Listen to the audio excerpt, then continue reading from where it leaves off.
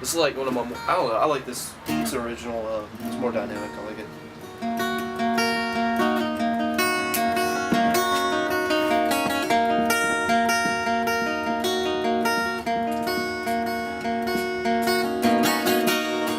Well, I wanna heal the world. I like to consider what I do music for music lovers.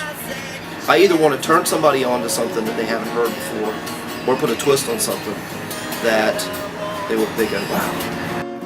Might have to do something else. It's definitely a very spiritual thing. You know, doing art on your own is a very personal thing. Sharing it with other people is amazing too. And that's the affirming thing of it. I'd love to be, you know, making money at it, but it feels great to push yourself and accomplish something that you love, and then on the other hand to be appreciated, and that never gets old. I don't think, you know, you can ever get away from that.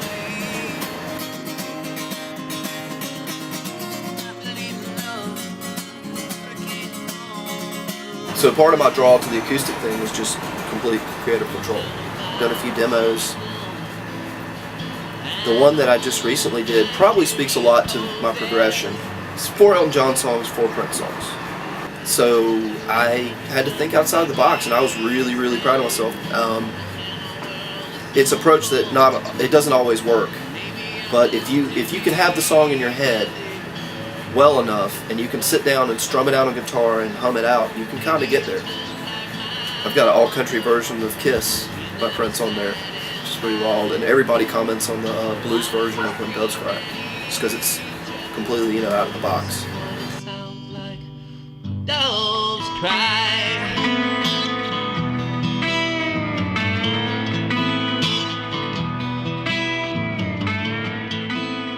One of the things I like too about changing songs and playing these songs live is, like, one of the last shows I played while the weather was still warm, I had all these people coming up with these obscure songs that they really loved. And what really impressed me about that was like, wow, these guys are like, alright, he does these songs that I really like.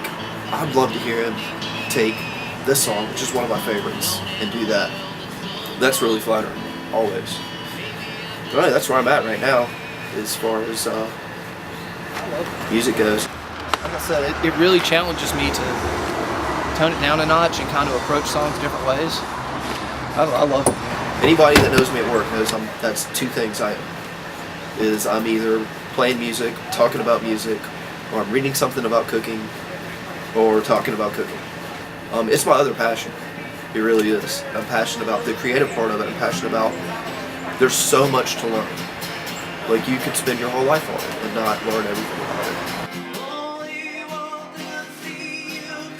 I think it's important to always be challenging yourself. I've gotten in ruts musically, and I've gotten in ruts. Well, I've only been cooking professionally for 3 years, but I mean, you can get in ruts there too.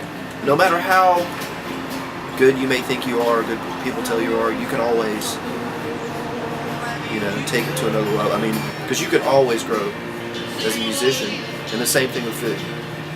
Dive into a new book, you know, get a new job in a new restaurant, get your ass kicked a little bit. You can always learn, you can always grow. I love the fact that I kind of have two things that, you know, I love to do. Just, it's not easy to make both of them work, but I couldn't see myself doing anything else, I'll be honest. It's all about doing what you love and then sharing it with other people.